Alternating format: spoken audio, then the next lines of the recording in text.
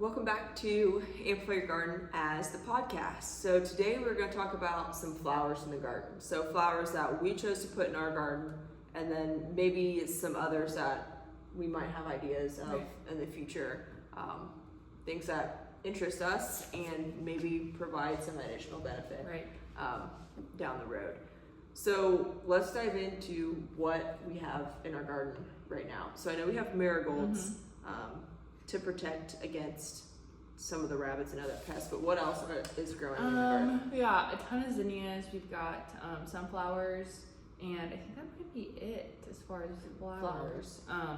But yeah, I guess the big garden that we have, because we got two gardens, the big one we have a border, I guess the sides, two of the sides are zinnias and marigolds. Okay. And then we have a strip in one garden and a strip in the other garden of sunflowers. That's right. And we have a variation of sunflowers. I think we have 3 different kinds of sunflowers? Yeah, we've got we got the big fluffy ones too. I think those were like teddy bear or something. Yeah. And then we have the darker ones, like red wine or they're like an ombre, orange to red. Right. There's a really dark one out there right now. Is there? That's in full bloom. It's like a auburn brown burgundy color. It's pretty. It's a very fall-y color. And then I think the third one we had was just like a plain old regular sunflower. But those are getting pretty tall. They're about the size of the corn that we have out there now. But I think we did good on choosing some flowers this year. Yeah. And I know, we have the marigolds, like you mentioned, to protect from rabbits and pests, etc. But there are the marigolds that we chose, and this is something that I learned this year, because the marigolds I planted at home are about the size of one head of the marigolds we have here. The marigolds we have here are about this big. They're big. They're huge, and they have probably 10 flowers each on them. Yeah. And they pushed out a lot. They did. They got huge, and the marigolds I have at home are like this big. Yeah. So I didn't know that there were different kinds of marigolds. I mean, different varieties. And then even like colors. There's a ton of different colors of marigolds, but they all do the same job. And I think that's something we'll switch up to for next year, because all of our marigolds are yellow, which is fine. Right, they're pretty, but we want a little bit of variation. But I like lots of different colors. Right. So. And I actually got a really pretty kind from the garden store that I got all my stuff at this year. They're like an ombre almost, like each little petal is like a different color on the plant, like a very fall looking, but still in that like yellow orange. Yes, more like an auburny, like deeper. They're very pretty. So, and the ones we have here are yellow. And then zinnias, we weren't sure how they were gonna do when we started those inside. Which next year I think we'll probably not start inside. Yeah. But it was a learning curve. We didn't know, but they turned out amazing. Like we weren't sure how many flowers would bloom off of one plant. There's at least 4 or 5 on each plant. At least, and the biggest one's probably like 10. And more than that, so Hannah went and pinched off some, and the ones that you pinched off really got even bigger, bushed out. Yeah. So I think we did good with the flowers this year, surprisingly, especially because early on the zinnias were not looking. Yeah. We're not looking great. Let's touch on that, because the zinnias. So we started them indoors, and then gave them fertilizer, same that we would do with the tomatoes and all those things. But really, when we gave them too much water, too much fertilizer, they went backwards. Yeah. Because they're scavengers. They don't like a whole lot of stuff. Similar to sunflowers, those are seeds that you can, and that's stuff that we just learned. Right. You can throw them out and they'll do just fine. Right. So next year we're not going to start them indoors. We're just gonna throw them out. We're gonna plant them where we want them. Right, and they'll grow just fine. The marigolds will still probably start indoors inside, but zinnias and it turned out great for what we did. We think it just might be a little bit easier. You might get more out of it. It might be more of a border.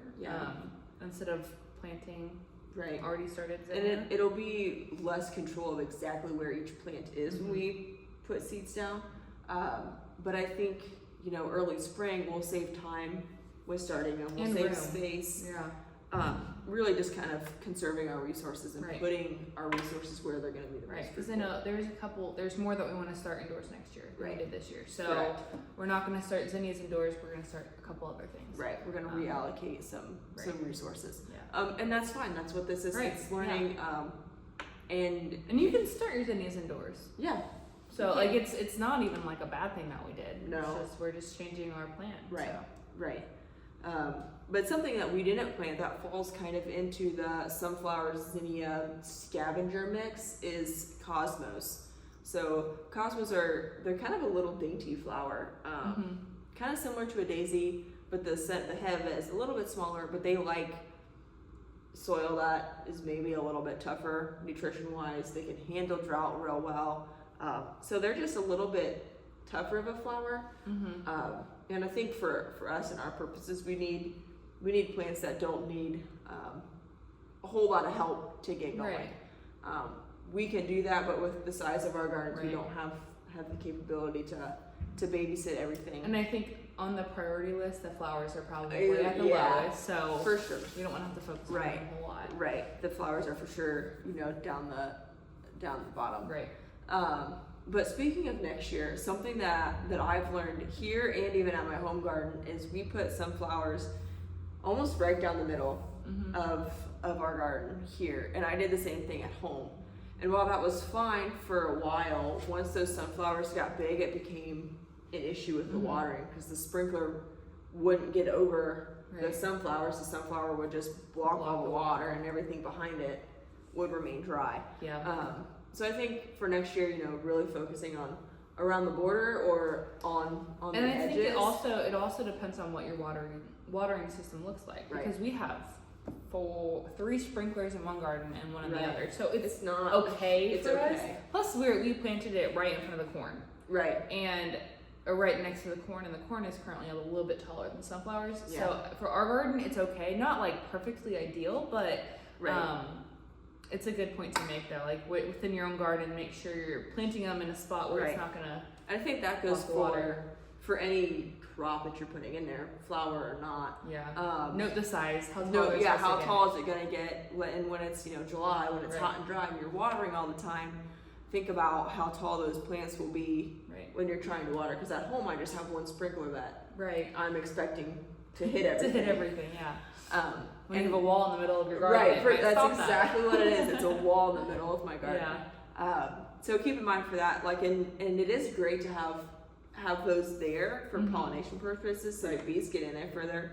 But I'll probably choose a shooter flower, maybe a zinnia or something. Maybe. That's And I think also on top of that, the sun too. Like, Right. You don't want it to shade out, Correct. depending on how big it is. Right. So you don't want to shade out any of the surrounding plants. Right.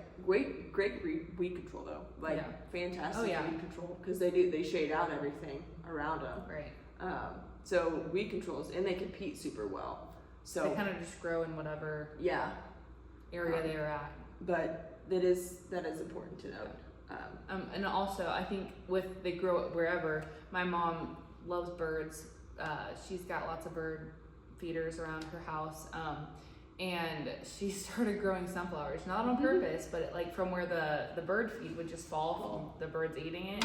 They started growing these massive sunflowers. So I think that just goes to show that they kind of just grow with whatever they're put in. So Yeah, I'm glad you brought that up because so we can talk a little bit about perennials, and I want you to talk about your chaos garden idea here. So yeah, I feel like this year there's been a massive surge of people wanting to garden, and with TikTok, there's so many people showing their gardening journeys, and a lot of people, I feel like it's kind of been a trend this year to just lay out, have a plot of soil, land, whatever, and just take a like wildflower mix, and just throw it down. Just don't plant anything, just throw it down, and then watch what grows. And so I had the idea of doing it next year, for us, for the employees, to show our social media pages, just to have a little area where we can go and pick flowers. And I think what we're gonna end up doing, and I bought in a pack of just like half a pound of just wildflower mix at like Menards. You can Yeah. find it at Menards, Walmart. And that with goes the for a seeds. whole bunch of mixes too. Like you can buy cutting mixes or container mixes or zinnia Right. mixes. Like there's a whole Yeah. bunch of mixes that you can Yeah. just buy. And it kind of like what we talked about. It'll have maybe sunflowers, zinnias, marigolds. Primarily annuals. Yeah, primarily. And I think I know where we're gonna order ours for next year. It had annuals. Or you could choose annual, perennial, Right. just perennial. So yeah, and a lot of people are calling them their chaos gardens because they're just throwing seed down and see what comes. Yeah. So. When you brought that to me, I'm very much like a planner, and you're like, let's do a chaos garden. I was like, what does that mean? Yeah. You're crazy. But it worked it's out. a planned chaos garden Yes, though, because it gets its own section. It has its own section, so we're both getting what we need. Yeah. And I think it'll be great to have a nice mix. And another plus to that is it'll look overgrown with flowers sticking Right. out of it. It'll be great for pollinators, Right. To come and attract them to the rest of our garden. Right. So that's another plus of that is that those will come. Yeah, and So- flowers in general are just a great visual. Right. I I'm don't- hoping for the employees, like they'll be able to go out there and just cut some flowers and bring them home. So. Yeah, and it is. I have seen studies that show like if you have cut flowers in your home or in your office, wherever, you're just happier. Right. Like Fresh they- wood's better than fresh flowers. in the Right. garden. And I was actually telling my husband last night. I was like, we can't grow a garden without having a flower border. Right. Like I love It's it. just so fun to look at too. Yeah, and it brings so much color because you think about your garden, a lot of it's just green. Right. Like you don't. Unless there's like a tomato ripe or something, you're not Right, gonna but have it's much color. a lot in of there. time that tomato is hidden by Right, all the leaves. greenery, yeah. Flowers are nice because the flowers come out and they're on the top, and that Mhm. color's right front and center. So with getting back to the chaos garden, when there's certain perennials actually that would be considered in a wildflower flower Right. mix, but actually self seed. So that would be another way if you wanted a perennial Mhm. garden and it wasn't full enough, you can just let some of those perennials Right. self seed. So to do that, like I'm thinking like Shasta daisies, black eyed Susan, allium, those are all flowers that'll self seed. Yeah. Salvia is another one.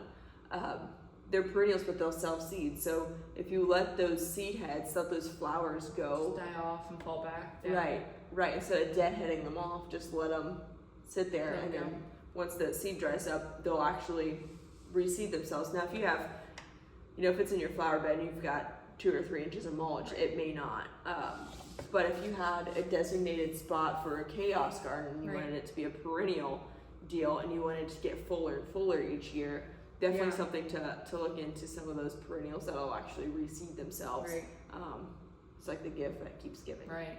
Yeah, I feel like with flowers, when you're talking about growing a garden for sustaining, like for food and for canning and stuff like that, I feel like flowers might often get overlooked, which Yeah. makes sense because they're more for like the fun part of it. Like Right. it's not something that you need to plant flowers to get XYZ out of the flower. Correct. For the Right. most part, because you have like lavender and you have things like that that Yeah. you can use for scents and Right, medicinal stuff. Yeah. multiple of things, but I feel like they kind of get overlooked and they're like the really fun part of it. Right. So- And they don't take up a whole lot of space. I mean, we've got maybe 8 to 12 inches on either side of our garden that has Right. flowers in it, and then a couple rows down the middle. Mm-hmm. But it's just a nice border to Right. have.